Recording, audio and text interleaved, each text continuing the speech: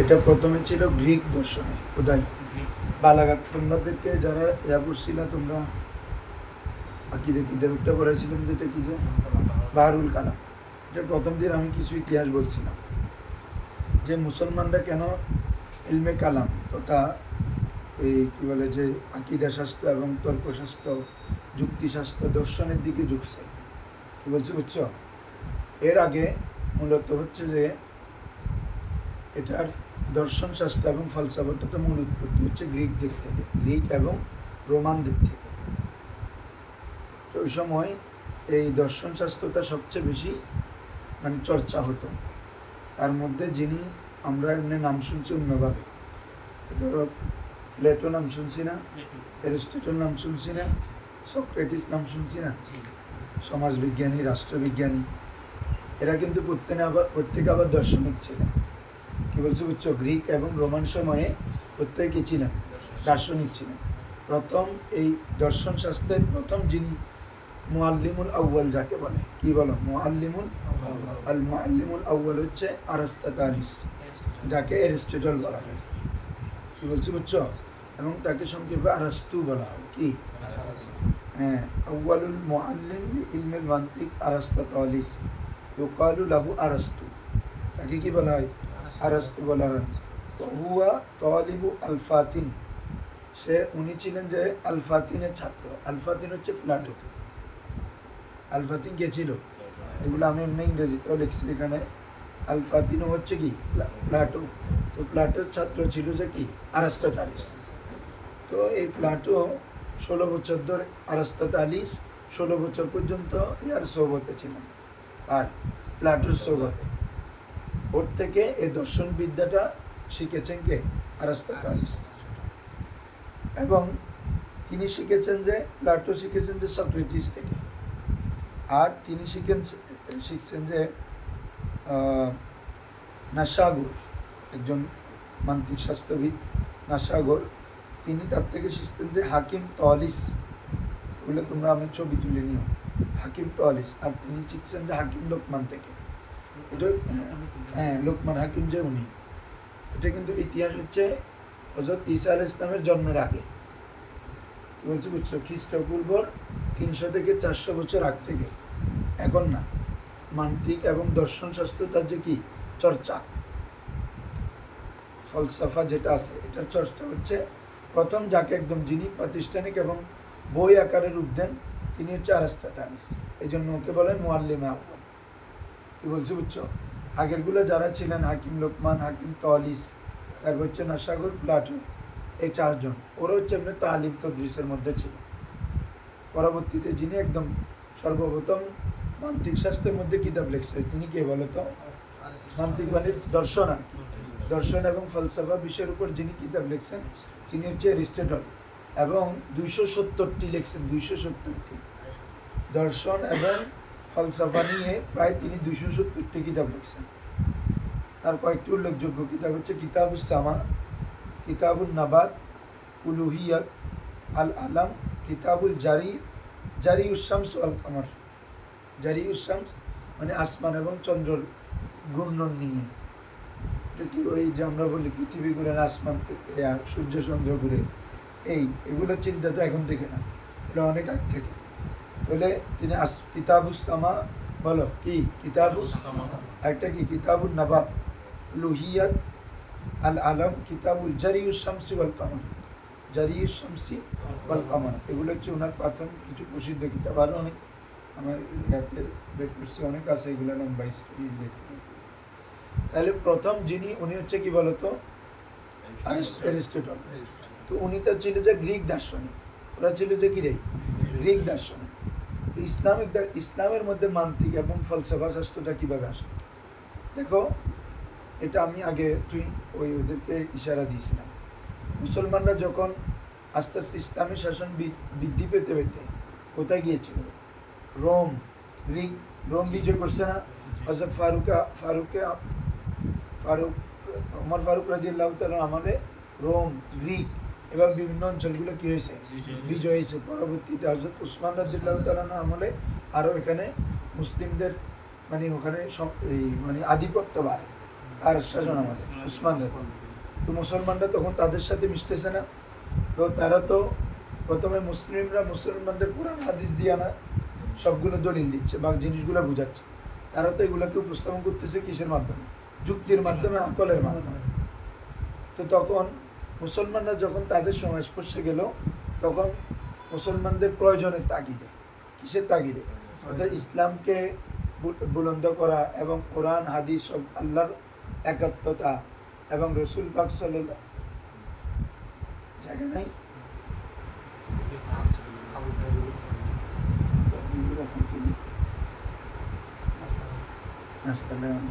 বেশি দেন না, এখন দিচ্ছে ধরবা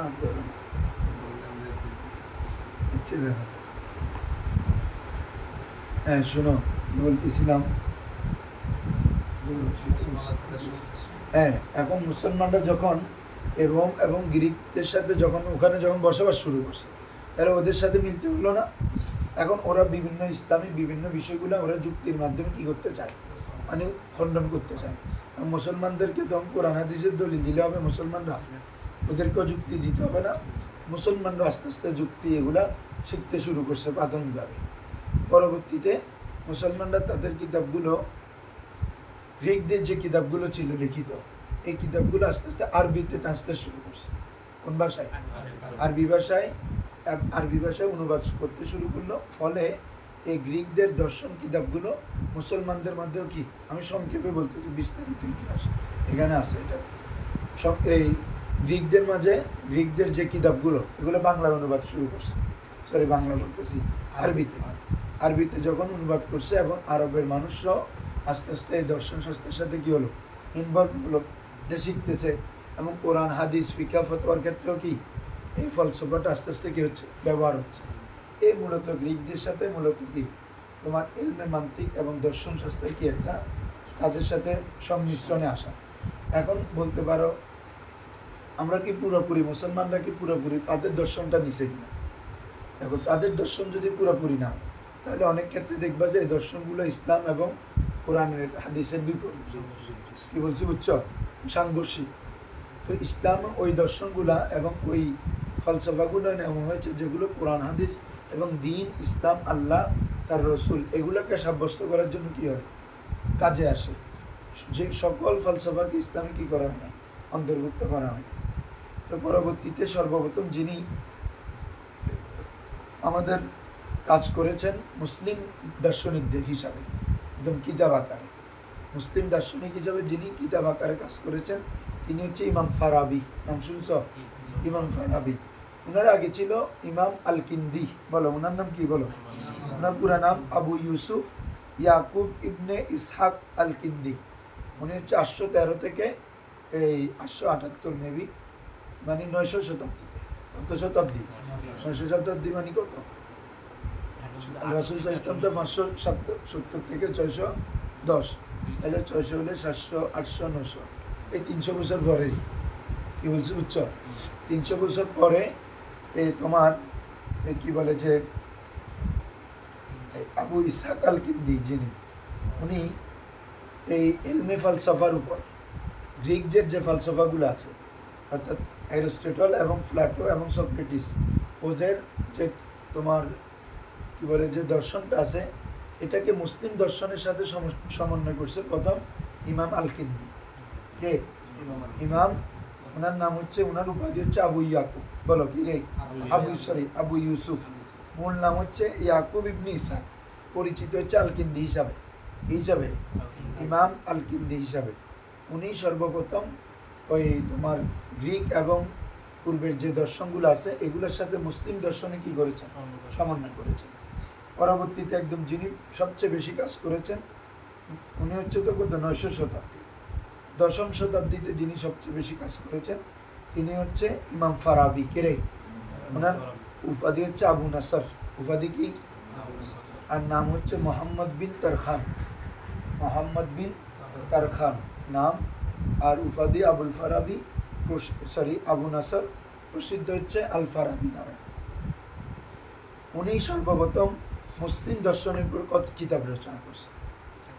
হ্যাঁ, মুসলিমদের সাথে ইয়া করেছেন কে? ইমাম আল ফারাবি। কানা বলা হচ্ছে কানা শাইখান কাবীরান ফিল মুসলিম লিফালসাফাতি আরাস্তু ওয়া প্লেটো। তিনি একজন শারে কবির ছিলেন, একজন বড় ব্যাখ্যা দানকারী ছিলেন। ফিল মুসলিম কাদের মাঝে? মুসলমানদের মাঝে। লিফালসাফাতি আরাস্তু ওয়া প্লেটো, মানে প্লেটোকে আলতাফুন বলে, আলফাতুন। প্লেটো এবং আরাস্তুর যে ফালসাফা ছিল এটার সর্বপ্রথম ব্যাখ্যাকারী কে ছিলেন? মুসলিমদের মাঝে ইমাম ফারাবি। বলছে বুঝছো, ওনার সংক্ষিপ্ত ওখান থেকে এখানে অনেক ওনার রাজনৈতিক দর্শন, সামাজিক দর্শন সব আছে এখানে। আমরা ওনার কিছু এমনি জানতেছি আর কি।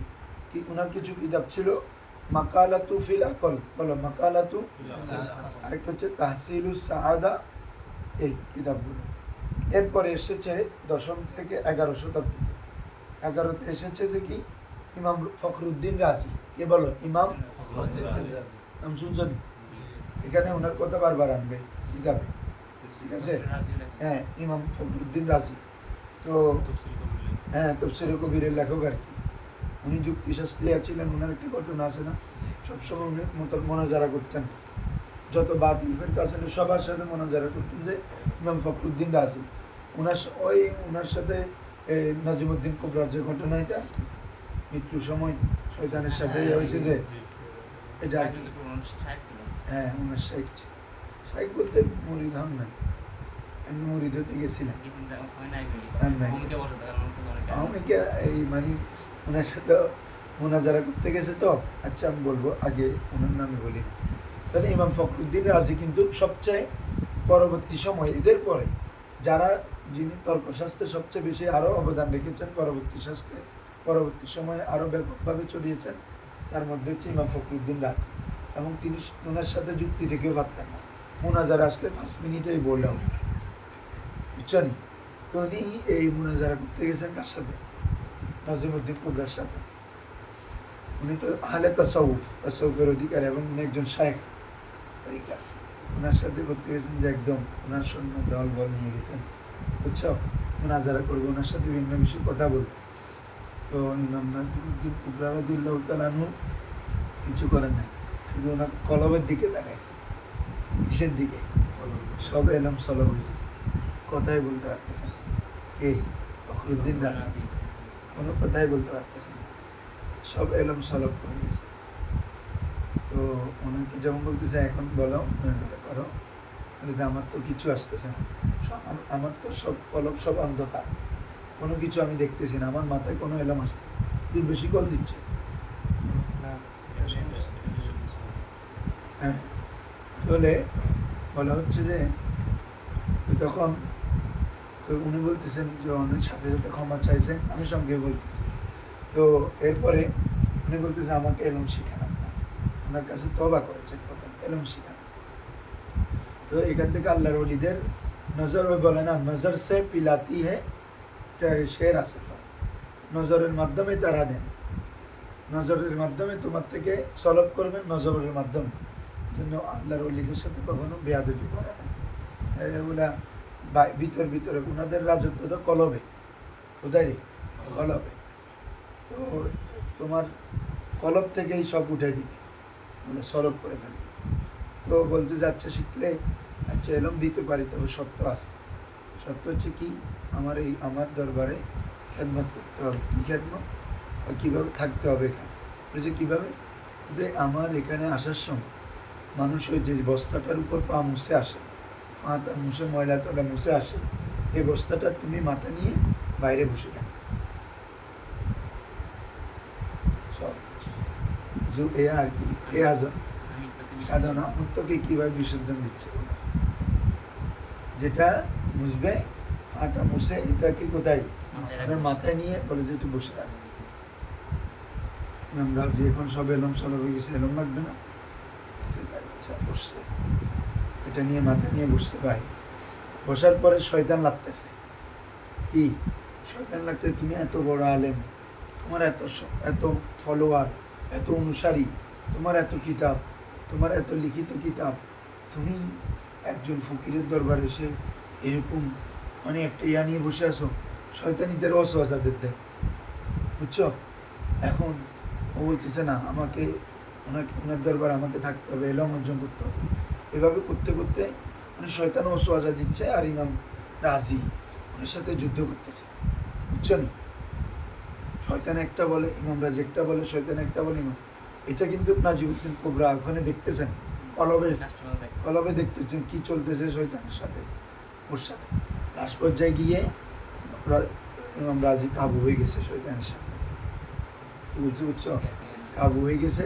কাবু হওয়ার পরে থালা ইয়াতিয়া সব ফেলে দিছে, ফেলে দিয়ে ইমাম নাজিমুদ্দিন কুবরা থেকে চলে গেছে, আর এলম অর্জন করেন শয়তানের ইয়া পরে, ধোকায় পড়ে। আর এলম না, এলম তো এমনি হয়ে যেত, উনি নজরে দিছেন, নিয়ে গেছেন, নজরে দিবেন, এটা নজরে তো দিয়ে দিবে, তো পাই না যে কিসের কারণে ওই রেয়াজত থাকতে পারে না, রেয়াজত এই জন্য পাই।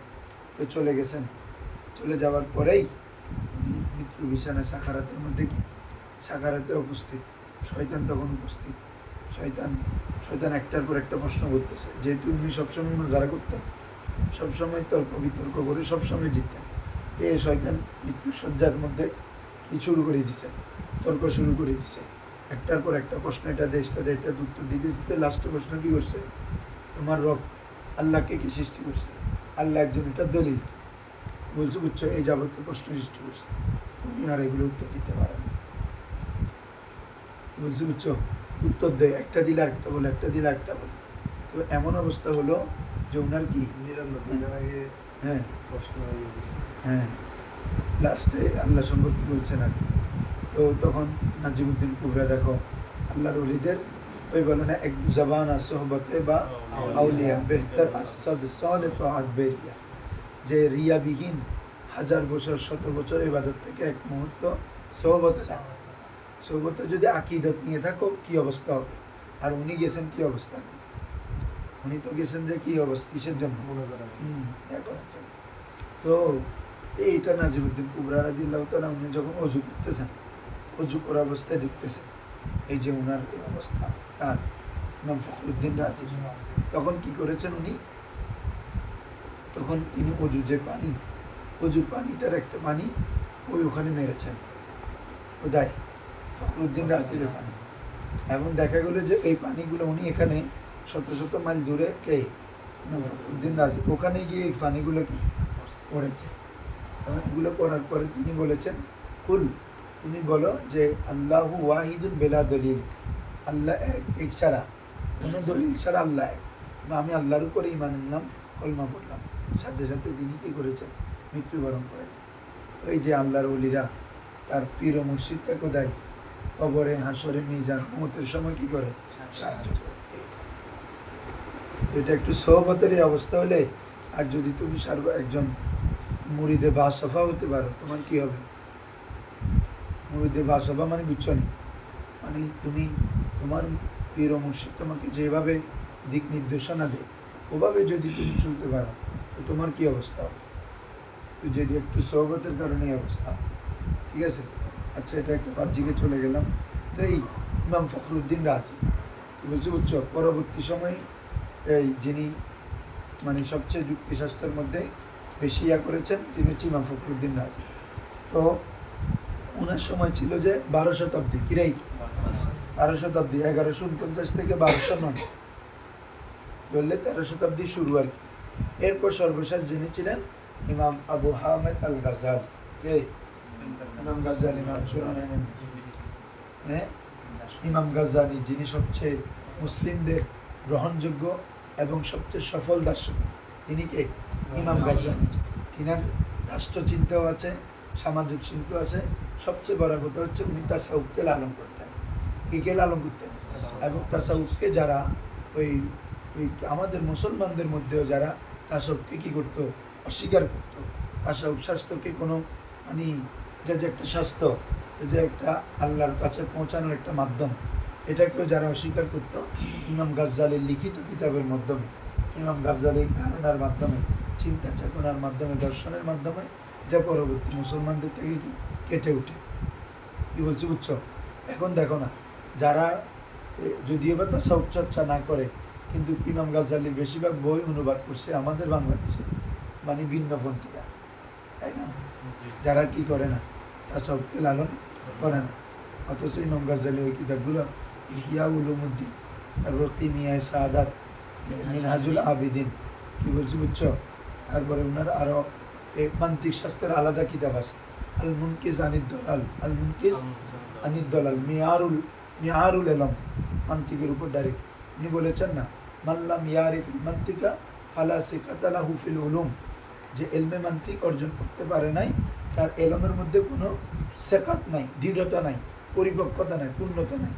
আল মান্তিকু মিয়ারুল এলম, তিনি বলেছেন মান্তিকটা হচ্ছে কি এলমের মেয়ার, এলমের মানদণ্ড হচ্ছে তোমার এলম কতটুকু, তোমার এলমের মানে শক্ত পাকাভুক্তটা কতটুকু, এটা মান্তিকের উপর ডিপেন্ড করে। কারণ মান্তিকের মাধ্যমে তোমার যুক্তি এবং দলিল দুটোটার সমন্বয় ঘটে, তাই না?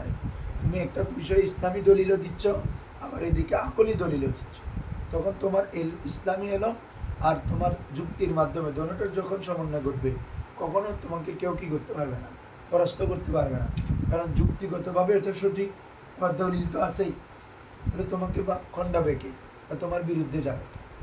এই জন্য তিনি বলেছেন যে এলমে মান্তিক যে অর্জন করেনি তার এলমের কোনো কি পরিপূর্ণতাই নাই। এবং এলমে মান্তিকটা হচ্ছে মূল এলমের কি মেয়ার, মানদণ্ড। অন্য জায়গায় আছে যে অর্থাৎ গড়ের স্তম্ভ আছে না, স্তম্ভ এটা কিসের, গড়ের মেয়ার, গড় ডিপেন্ড করতেছে কার উপর, স্তম্ভের উপর। তো তোমার এলমটা ডিপেন্ড করবে এলমে মান্তিকের।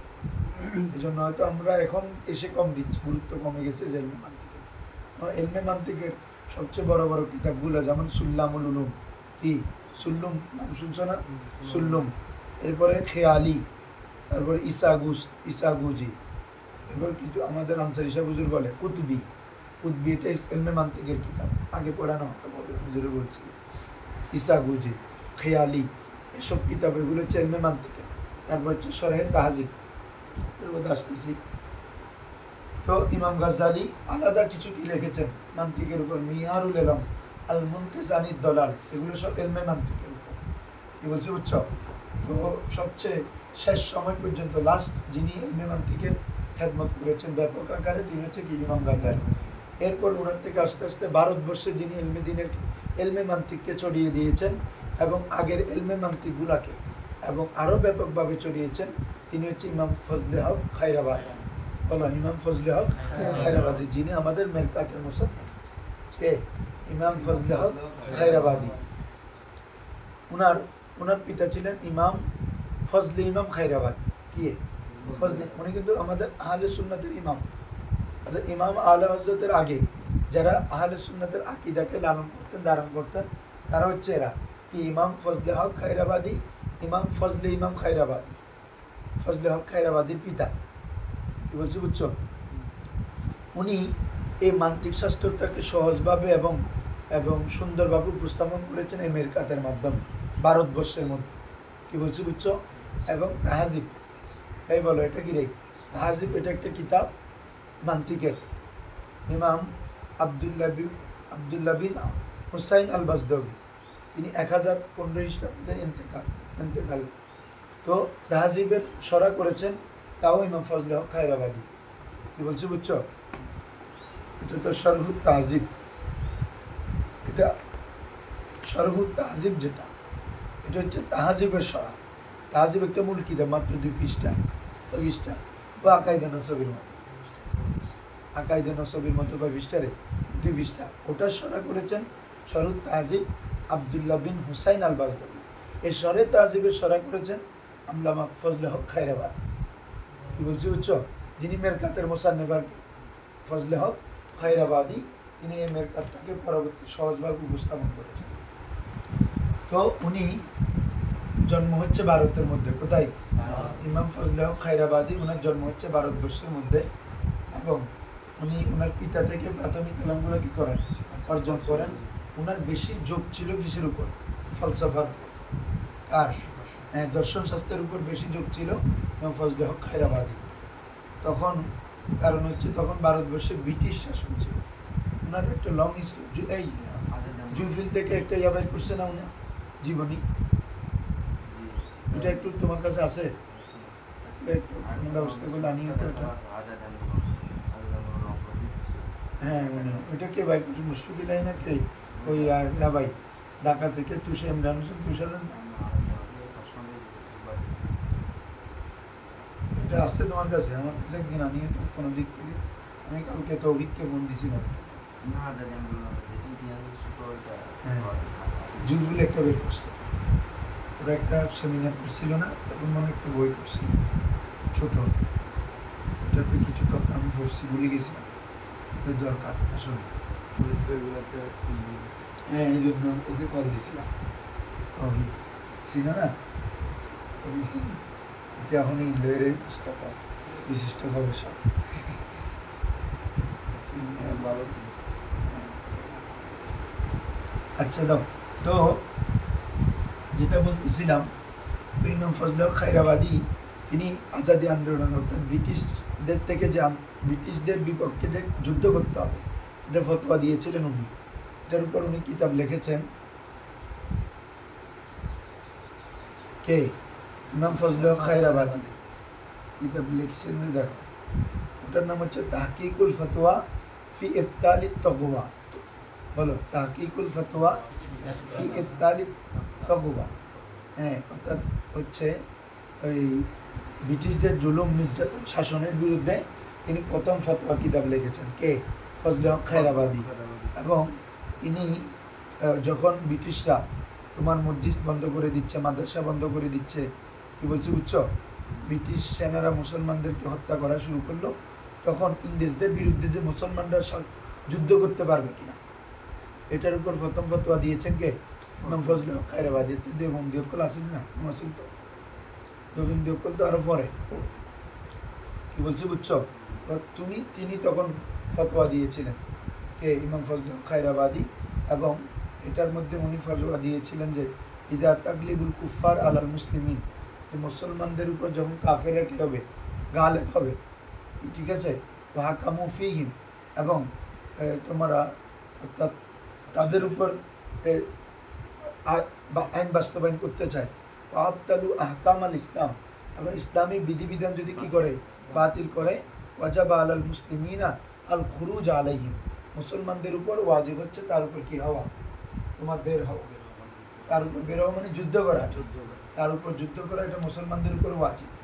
এজন্য প্রথম দিয়েছিলেন ইমাম ফজলে হক খায়রাবাদী। এজন্য ওনাকে আজাদি আন্দোলনের অগ্রদূত বলা হয়। কি বলছি বুঝছো, অনেকেই ছিলেন, তার মধ্যে উনি প্রধান অগ্রদূত হচ্ছে কে? এই ইমাম ফজলে হক খায়রাবাদী। আমরা আমাদের ইতিহাসটা জানতে হবে, এটা একটু এটা আনি একদিন যখন আমরা ওটা পড়ে এখানে ইয়া করবো। কারণ হচ্ছে যে কি, যে অনেকে আমাদের আকাবেরদেরকে ব্রিটিশদের দালাল বলে না, এই যে ব্রিটিশদের দালাল, অথচ প্রথম যারা তোমার কি দিয়েছেন, এই নেতৃত্ব দিয়েছেন ব্রিটিশ বিরোধী আন্দোলনে, তারা আমাদের আহলে সুন্নাতের ইমাম। আলা হযরতের পূর্বে যিনারা ইয়া ছিলেন, আচ্ছা ইমাম ফজলে হক খায়রাবাদীর আরও আকিদার উপর কিতাব আছে, আল মুস্তানাদ একটা কিতাব আছে, এই আকিদার উপর, এটার উপর আবার আলা হযরত সরা করেছেন। কি বলছি বুঝছো, ইমাম ফজলে হক খায়রাবাদী ওনার অনেক কিতাব রয়েছে, তো যেটা একদম ভারতবর্ষের মধ্যে সহজভাবে সহজবোধ্য এবং সহজ আরবিতে লেখা হয়েছে, এটা হচ্ছে ডিমের কাজ। পুরো ভারতবর্ষে দর্শনে জামিন সিলেবাস যেটা আছে এটার মধ্যে প্রচলিত। তো আসো আমরা ছোট একটা ইতিহাস শুনলাম ইলমে মান্তিকের উৎপত্তি থেকে, এটাকে বলে উৎপত্তি এবং ক্রমবিকাশ আর কি, তারিখ ইলমে মান্তিক, হ্যাঁ নাশাত ইলমে মান্তিক তাতাউরিকা। ধরো এটা চ্যাটজিপিটি থেকে দিও, বের করে দিও। তো আমি দেখছি গুগল থেকে, গুগল আছে আমার চ্যাটজিপিটি, নাম চলে হাসার কিছু নেই, এটাতে তোমাকে ইউজ করতে জানলে সব আছে। কথা হচ্ছে ফতোয়া নেওয়ার ক্ষেত্রে কী করতে হবে, সতর্ক, কোনো ফতোয়া নিতে পারবে না, এটা হচ্ছে বিধি। তুমি তথ্যের জন্য ওর থেকে ভালো তুমি সুন্দরভাবে কথা না, তুমি যদি মান্তিক বলো মিরকাত কিতাবের একটা আমাকে সামারি করে দাও, ও 2-3 পৃষ্ঠায় তোমাকে যে একটা সামারি দিবে, অনেক দারুণ। বলছি বুঝছো, আসো বিসমিল্লাহির রহমানির রহিম। আলহামদুলিল্লাহিল্লাযী আবদাআল আফলাকা ওয়াল আরদিন ওয়াসসালাতু আলা মান কানা নাবিয়্যান ওয়া আদামু বাইনাল মাই ওয়াত তিন وعلى آله وأصحابه أجمعين وبعد فهذه عدة فصول في علم الميزان لا بد من حفظها وضبطها لمن أراد أن يتذكر من أولي الأذهان وعلى الله التوكل وهو المستعان دوستو এই কিতাব আরবিটা নিবে আধুনিক যেটা কম্পিউটার সাবা এটা নিয়ে সুন্দর করে আরবিটা সরা আছে আসো তাহলে আর উর্দুটার মধ্যে আবার আলাদা সুন্দর একটা আছে মানে রোগ আছে এটা করতে ওরা ইয়া থাকে তুমি তোমারটা যেটা বড় এটার মধ্যে তোমার একটা নকশা হয়ে যাবে যে উর্দুটার মধ্যে নকশা আছে জানো ধরো আরবিটা বলতেছে কেন জানো আরবি ব্যাখ্যাগুলো হচ্ছে অল্প কথায় বুঝে যাবে উর্দুতে অনেক কথা কি মানে বলতে বলতে মানে মাথা ফেঁসে যায় তোমার মাথা ঘুরা এই জন্য আরবিতে সহজভাবে বলা হয় তো আরবিতে ধরো আর উর্দু একটা স্বর আছে আমাদের সুন্নিদের আগ্রাজুল মান্ত ই আগ্রাজুল মান্ত আর হচ্ছে তাকরিরা আলা আলা আলাল মিরকাত আর তাকরিরা আলাল মিরকাত এটা উর্দু একটা আছে আবার আরবি একটা আছে আরবি একটা আছে দেবন্দীদের কি বলছো বুঝছো উর্দু যেটা ওটা হচ্ছে আমাদের সুন্নিদের মানে জামিয়া নৈমিয়া জামিয়া নৈমিয়া পাকিস্তান অনেক বড় বুঝছো হ্যাঁ ওটার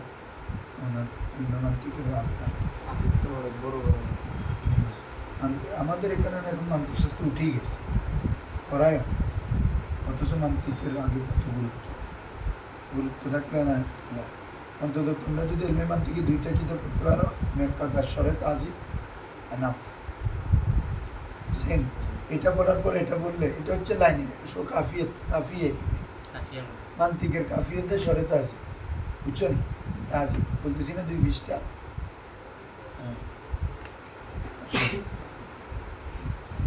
तो बिस्मिल्लाहिर्रहमानिर्रहीम अल्लाह के नाम से शुरू करता हूँ जो बड़ा मेहरबान रहम वाला इस এটা কি বন্ধ হয়ে যায় তাহলে আল্লাহ কি হচ্ছে রেকর্ডিং চলতে থাকবে মানে কারো একটা রেকর্ডিং চলতেছে তোমাদের মোবাইল নাই মানে সি হয়ে যায় কি স্ক্রিনটা সাউন্ড বন্ধ হয়ে যায় স্ক্রিনটাই রেকর্ডিং চলে ঠিকই এটা আগে হয় না ভিডিও ডাইরেক্ট বন্ধ ফলস হয়ে যায় না ভিডিও চলতে থাকে ভিডিও চলতে আর এই সমস্যা নেই अंदर है बने भी পিছন তো ঠিক আছে সামনে না ধরো তাহলে আলহামদুলিল্লাহ আমরা সবক হিসেবে একটু পড়ি আলহামদুলিল্লাহিল্লাযী আবদাল আফলাকা তো বিসমিল্লাহ আলহামদুলিল্লাহ কেন মানে এগুলো তোমরা জানো প্রায় কিতাবের সামনে বলা হয়েছে না হ্যাঁ তাসমিয়া তো কোরআনের অনুসরণে হাদিসের অনুসরণে সালফে সালিহিনদের কি রে অনুসরণে লিত্তিবাইল কোরআন ওয়া সুন্নাহ বা সালফি সালিহিন এক কথায় শেষ কোরআন কি অনুসরণ কীভাবে কোরআন কোনো সূরা শুরু করছে সবগুলো কি দিয়ে বিসমিল্লাহ দিয়ে সূরাত আত-তাওবা তো তো এভাবে এবং হাদিস শরীফে আছে কুল্লু আমরিন তাহলে হাদিসটা রিবাল একটু স্মরণ করার লাম ইউবদা বিবিসমিল্লাহি তাআলা ফাও আক্তাব ওই তোমাদের সরাতে আরবি সরা এটা আছে ঠিক আছে প্রত্যেক কাজ যেটা আল্লাহর নাম ছাড়া শুরু করা হয়েছে যেটা বরকত শূন্য থেকে শূন্য এই জন্য বিসমিল্লাহ দিয়ে আলহামদুলিল্লাহ দিয়ে কারণ এটা একটা আমরে আজিম কাজ মহান কাজ এই জন্য এবং সালফে সালিহিন তারা যখনই কোনো কিতাব লিখেছেন তাসমিয়া এবং আল্লাহর প্রশংসার মাধ্যমে কি করেছেন শুরু করেছেন তাই না এখন আসো আলহামদুলিল্লাহ সকল প্রশংসা तमाम तारीफ़ी अल्लाज़ी उस ज़ात के लिए उस खुदा के लिए अब्दाल अफलाका जिसने अफलाक यानी आसमान को किसको आसमान को पैदा किया वल अर्दीन और ज़मीन को पैदा किया এখন খেয়াল করো এখানে বাদি শব্দটা আলহামদু ব্যাখ্যাটা শুনো হাম এবং হাম বলা হচ্ছে দেখো ওয়াসানাউল জামিল বলো ওয়াসানাউল হ্যাঁ লিতাজিমি লিতাজিম আল্লাহ তাআলার প্রশংসা করে কিসের জন্য তাজিমের জন্য ওয়ালি আদাই শুকর এবং কি করার জন্য শুকরিয়া আদায় করার জন্য যেটা প্রশংসা করা এটাকে বলে কি হাম হামদ হয় মুখের মাধ্যমে কিসের মাধ্যমে হামটাকে বলে সানা কি বলা হয় রে সানা আর শুকর বলা হয় যেটা মুখের মাধ্যমে হতে পারে, অঙ্গে প্রত্যঙ্গের মাধ্যমে হতে পারে, যে কোনো কিছু আফআলের মাধ্যমে হতে পারে। তুমি আমার একটা উপকার করছো, আমি তোমার ওই উপকারের শুকরিয়া আদায় করতেছি, তোমার একটা কাজ করে দিই। কি বলছে বুঝছো? শুকর বলা হয় কোনো নিয়ামত, মন এমের নিয়ামতের উপর শুকরিয়া আদায় করা। বলো, মন এমের নিয়ামতের উপর কি করা? শুকরিয়া আদায় করা। এটা চাই অঙ্গ প্রত্যঙ্গের মধ্যে হোক, মানে কি আফআলিল জাওয়ারের মাধ্যমে হোক, অথবা লিসানের মাধ্যমে হোক, অথবা ফেলের মাধ্যমে হোক। কি বলছি বুঝছো? এটা বলেছেন ইমাম তাফসিরে কাশফের মুসান্নিফ ইমাম আল্লামা জারুল্লাহ জামাখশরী। কোথায় গেল? একদম সানা। এটা কি হাম কাকে বলে? হুয়া সানাউ ওয়ান নিদাউ আলাল জামিল মিন নি'মাতি ওয়া গায়রিহা। নিয়ামত এবং অন্য কিছু পেয়ে আল্লাহ তাআলার উপর কি করা? প্রশংসা করা। জামিল মানে আল্লাহ। কি বলছি বুঝছো? হ্যাঁ। তারপর দেখো, আর শুকরটা কি? ফাআলা নি'মাতি খাসসা। শুকর নিয়ামতে খাসসার উপর। কিসের উপর? আর হামদ হয় নিয়ামতে আমের উপর। নিয়ামতে আম, যে কোনো নিয়ামতের জন্য শুকরিয়া আদায় করা। ঠিক আছে? আসো, সেটা কিসের মাধ্যমে হতে পারে? দেখো, কলব, লেসান, জাওয়ারে। কলব, লেসান, জাওয়ারের মাধ্যমে, যেটা এটা হচ্ছে কি রে? শুকর। ওয়া হুয়া বিল কলবি ওয়াল লিসানি ওয়াল জাওয়ার। ঠিক আছে হুজুররা? আর হামদ বলা হয় শুধু বিল লিসান ওয়াহদা। বলেছি সানা। হামদ এবং সানা এটা শুধু কিসের মাধ্যমে? লেসানের মাধ্যমে। আর শুকর হচ্ছে কি কি তোমার কলব, লেসান, জাওয়ারে, আফআল এগুলোর মাধ্যমে হয়। তো এই অর্থে হামদ এটা শুকরের একটা প্রকার, কারণ শুকর এটা লেসান দিয়ে হয়, কলব দিয়ে হয়, জাওয়ারে দিয়ে হয়। আর হামদ শুধু কি দিয়ে? লেসান দিয়ে। তাহলে এটার মধ্যে সম্পর্ক কি? কেউ বলতে পারবা? তুমি বলো তো। উমুম খুসুস মিন ওয়াজা, মতলব না, একটা সূরতে। এই শুকর এবং হামদের মধ্যে সম্পর্ক হচ্ছে, এটা মান্তিকের ভাষায় জন্য বলছি। উমুম খুসুস মতলব, উমুম খুসুস মিন ওয়াজা। এটা হচ্ছে শুকর বললে অনেকগুলো জিনিসকে বোঝাচ্ছে। এখানে কলবও আছে, লেসানও আছে, জাওয়ারেও আছে, আফালও আছে। আর হাম বললে শুধু কি আছে? লেসান। তাহলে এটার সাথে ওটা হচ্ছে আম। কে? শুকরটা হচ্ছে আম, আর হামদ হচ্ছে খাসনা। তো আবার কোন হতে পারে? উমুম খুসুস মতলব না উমুম খুসুস মিন ওয়াজা? বলে মিন ওয়াজা। কারণ হচ্ছে হামটা হচ্ছে ওটার সাথে একদিকে সম্পর্ক, একটা হতে পারে। সেটা কি? লেসানের হতে পারে। কি হতে পারে রে?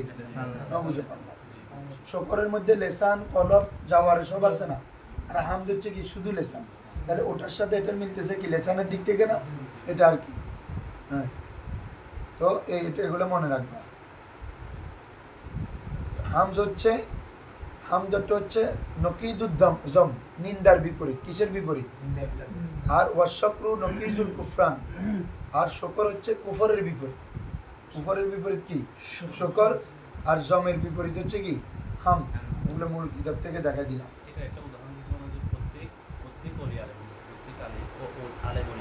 এরকম আর কি। হ্যাঁ, বা প্রত্যেক মুমিন, অর্থাৎ প্রত্যেক নবী রসুল নয়, প্রত্যেক রসুল নবী। প্রত্যেক রসুল কি রে? নবী। বুঝছো হামদ এবং এখন শুকরের মধ্যে পার্থক্য কি? হ্যাঁ, আসো তাহলে আলহামদুলিল্লাহ, সকল প্রশংসা। আলিফ লামে আহাদ ইস্তেগরাক। কি রে? ইস্তেগরাক আলিফ লাম প্রকার মনে আসেনি? ইস্তেগরাকি জিনসি, আহাদে খারিদি, আহাদে জেহনি। ইস্তেগরাক হচ্ছে সকল আফরাদকে কি করবে রে? অন্তর্ভুক্ত করবে। মানে যত ধরনের হামদ আছে সকল প্রশংসা কার জন্য? আল্লাহর জন্য, যিনি আবদা, বদিউন থেকে। বদি, জি বাবা, জিন্সও ধরা যায়। হ্যাঁ, জিন্স হলে মানে হামদের যত আফরাদ সবগুলো অন্তর্ভুক্ত হবে। জিন্স কাকে বলে? মান্তিকের ভাষায় জিন্স তোমরা পড়বা যে জিন্স বলা হয় ভিন্ন ভিন্ন হাকিকত বিশিষ্ট। বলো, ভিন্ন ভিন্ন অনেক আফরাদ যার মধ্যে দাখিল হয়। ভিন্ন হাকিকতের অনেক আফরাদ যার মধ্যে কি হয়? দাখিল হয়। ঠিক আছে, তাকে কি বলে রে? জিন্স। যেমন কি? যেমন হাইওয়ান যদি বলি, এখানে এক এক ধরনের হাকিকত, সবগুলোর হাকিকত একই। ইনসানের হাকিকত হাইওয়ানে না থাকে, অন্য অন্য প্রাণী এক একটা ভিন্ন ভিন্ন হাকিকত না? ভিন্ন ভিন্ন হাকিকতের অনেক আফরাদ কোথায় দাখিল হয়? হাইওয়ান বললে দাখিল হয়েছে না? এটা হচ্ছে কি? জিন্স বলা না। মানে অনেক আফরাদ কি হয়? ভিন্ন ভিন্ন হাকিকতের অনেক আফরাদ দাখিল হয়। এটাকে বলে কি? তোমার জিন্স। তো এখানে হামদের যত ধরনের হামদ আছে সকল হাম কার মধ্যে অন্তর্ভুক্ত? এখানে অন্তর্ভুক্ত। এই হিসাবে আলিফ লামে জিনসিও বলা হয়, ইস্তেগরাকিও বলা হয়। ইস্তেগরাক মানে সকলকে অন্তর্ভুক্ত করা, আর জিন্স মানে হচ্ছে অনেক আফরাদকে অন্তর্ভুক্ত করা। পার্থক্য হচ্ছে যায়। আসো, আলহামদুলিল্লাহ, সকল প্রশংসা কার জন্য? আল্লাহর জন্য। আল্লাযী, যিনি, আবদা, নব সৃষ্টি করেছে। এই বদি, বদিউন মানে কি? যেটার কোনো আগে মিসাল ছিল না, দৃষ্টান্ত ছিল না। এই বদি মানে কি বলা হয়? অভিনব, নমুনাহীন। এখানে আল্লাহ তাআলা উনি মুসান্নিফ খালাকা বলতে পারতেন, কি বলছে বুঝছো? আল্লাহ তাআলা বলেছেন খালাকাস সামাওয়াতি ওয়াল আরদ, আছে তো। আবার বদিউস সামাওয়াতি ওয়াল আরদ, এটাও আছে কোরআনে। বদি মানে হচ্ছে যার কোনো তুলনা হয় না, দৃষ্টান্ত হয় না, অভিনব পদ্ধতি, যেটার আগে কোনো মানে মেসাল ছিল না, বেমেসাল। কি বলছি বুঝছো? এই জন্য আরেকটা হচ্ছে কোরআনের অনুসরণে এই শব্দ ইউজ করছেন। তো ওখান থেকে বাদি উসামা, আর এখানে গিরে আবদা, যিনি সৃষ্টি করেছেন। আল আফলাক, ফলকের জামা গিরে আমাদের আফলাক, আর কি আসমান সমূহ। আসমান, এই কি বলে যে আসমান, সামাওয়াত মানে আসমান, ফলক মানে কি? ফলকের জামা আফলাক। আফলাককে সৃষ্টি করেছেন। ওয়াল আরদিন, এবং কি রে আরদুনা ছিল আর কি, আরদুনের জামা কি রে? আরদুনা। তো হালতে নাসাবে কি দিয়ে হয়েছে? আরদিনা। তো যিনি আফলাক এবং আরদিনকে কি করেছেন? বেমিসাল, দৃষ্টান্তহীনভাবে কি করেছেন রে? কোনো আসমানের কোনো দৃষ্টান্ত আছে? এটার কোনো তুলনা আছে? হ্যাঁ, কোনো খুঁটি ছাড়া, কোনো কিছু ছাড়া এই যে আসমানকে সৃষ্টি করা, এটা সৃষ্টি করেছেন। তো এটা কোরআনের অনুসরণে তিনি বলেছেন যে বাদিউস সামাওয়াতি ওয়াল আরদ। সোজা করো না। ওয়াসসালাতু আলা মান কানা নাবিয়্যান ওয়া আদামু বাইনাল মাই ওয়াত তিন, এবং সালাতু সালাম কার উপর রে? আলা, ওই নবীর উপর। মান কানা নাবিয়্যান, যিনি কি ছিলেন? নবী ছিলেন। ওয়া আদামু, এমত অবস্থায় আদম, ওয়া হালিয়া, এটা কি রে? হ্যাঁ, ওয়া আদামু, এমত অবস্থায় আদম আলাইহিস সালাম, বাইনাল মাই ওয়াত তিন, মাটি এবং পানির মধ্যে, অর্থাৎ সৃষ্টি প্রক্রিয়া ছিল। কোথায় ছিল বাবারা? সৃষ্টি প্রক্রিয়া বলছে, বুঝছো? হ্যাঁ, তো এটার উপর হাদিস শরীফ, কুনতু নাবিয়্যান ওয়া আদামু বাইনাল মাই ওয়াত তিন, হাদিস শরীফ আছে না? হ্যাঁ, মাতা ওয়াজাবাল লাকান নবুওয়া। সাহাবায়ে কেরাম প্রশ্ন করছে, ইয়া রাসূলুল্লাহ, আপনার সাথে, আপনার জন্য নবুয়ত কখন কি হয়েছে? ওয়াজিব হয়েছে। তখন আল্লাহ রাসূল সাল্লাল্লাহু আলাইহি ওয়াসাল্লাম বলেছেন যে যখন আদম আলাইহিস সালাম, এই কি লামুন জাদিলুন বাইনাল মাই ওয়াত তিন, আদম আলাইহিস সালাম মাটি এবং পানির মধ্যে মুনজাদিল ছিল। হ্যাঁ হ্যাঁ, আনা নাবিয়ান ওয়া আদামু বাইনার রুহি ওয়াল জাসাদ, এভাবে আছে বাইনাল মাই ওয়াত তিন। এবং তোমাদেরকে আরেকবার বলছিলাম যে অন্যান্য যে জায়গায় ঈসা আলাইহিস সালাম যখন, ঈসা ইবনে মারইয়াম না, ঈসা আলাইহিস সালাম যখন এই কি বলে যে দুনিয়াতে এসেছেন, তখন তিনি যখন কথা বলেছিলেন, তখন তিনি কি বলেছিলেন? ওয়া আতানি নবুওয়া, আছে না? হ্যাঁ, মাশাআল্লাহ, আতানিয়াল কিতাব ওয়া জাআলানি নাবিয়্যা, যে আমাকে কিতাব দিয়েছে এবং নবুয়ত দিয়েছে, আমাকে নবী বানিয়েছে। কখন বলতেছে? 3 দিনের মাথায়। কে? আর ইতেরা আল্লাহ রাসূলের নবুয়ত না মানতে স্পষ্ট কোরআনের নষ্ট না, যে আমাকে কিতাব দিয়েছে, তো খড়ে কিতাব দিয়েছে তো অনেক আগে, অনেক পরে ঈসা আলাইহিস সালামকে। অথচ তিনি বলতেছে আতানিয়াল কিতাবা, আল্লাহ আমাকে কিতাব দিয়েছেন, ওয়া জাআলানি নাবিয়্যান, এবং আমাকে নবী বানিয়েছেন। নবী তো বানিয়ে ফেলছেন আগে। আর কোরআন মাজিদে কি বলতেছে? ওয়াইদ আখাযাল্লাহু মিসাকান নাবিয়্যিন। তাহলে ওরা আসে না, কিন্তু আল্লাহ নবী বলতেছে না। নবী হইতেছে যে কি নবুয়তের কিতাবের জন্য, কিতাবের মাধ্যমে যে নবী হবে এটা না, আল্লাহর ইস্তেফার মাধ্যমে ওনারা নবী হয়েছেন। আল্লাহ ওনাদেরকে নবী হিসাবে আগে সিলেক্ট করেছেন, নবী হিসাবে ওনাদেরকে সৃষ্টি করেছেন, ওটার মাধ্যমে নবী, কিতাবের মাধ্যমে নবী। হ্যাঁ, কিতাব এটা নবুয়তের জন্য একটা কি রে? এটা শর্ত, যে নবুয়তের একটা কি কিতাব। তো সব অনেক নবীকে কি কিতাব দিছে? ওনারা তো পূর্বের শরীয়তকে বাস্তবায়ন করছে। সরি, হ্যাঁ, কিতাবটা রিসালাতের জন্য সত্য, নবুয়তের জন্য কিতাবও সত্য, তবে অনেককে দিয়েছেন। ঠিক আছে? তো তাহলে এই যে ঈসা আলাইহিস সালাম 3 দিনের মাথায় কাফেরদেরকে বলতেছে না ওয়া জাআলানি নাবিয়্যা, আমাকে নবী বানিয়েছেন। আরও অন্যান্য ব্যাপারেও আছে, আমার তো হাফেজ নাজিম মুসা আল ইসলামের ব্যাপারেও আছে। কি বলছি বুঝছো? ইয়াহিয়া আল ইসলামের ব্যাপারে আছে, যে ওনাদেরকে আল্লাহ তাআলা নবী হিসেবে প্রেরণ করেছে। কি বলছি বুঝছো? যে হযরত জাকারিয়া ইসলাম যখন দোয়া করছেন, ইয়াহিয়া আল ইসলামকে আল্লাহ তাআলা দিয়েছেন না, তো ওনাকে নবী হিসাবে প্রেরণ করেছেন। এভাবে তাহলে এই যে নবুয়তের জন্য যে একদম ঘোষণা লাগবে, ঘোষণার আগে নবী নয়, এটাই কথাটা সম্পূর্ণ কোরআন হাদিসের সম্পূর্ণ বিরোধী কথা। তুমি দলিলগুলো দেখো না, ওয়াইদ আখাযাল্লাহু মিসাকান নাবিয়্যিন, তো এটা কি এখানে নেই কেন?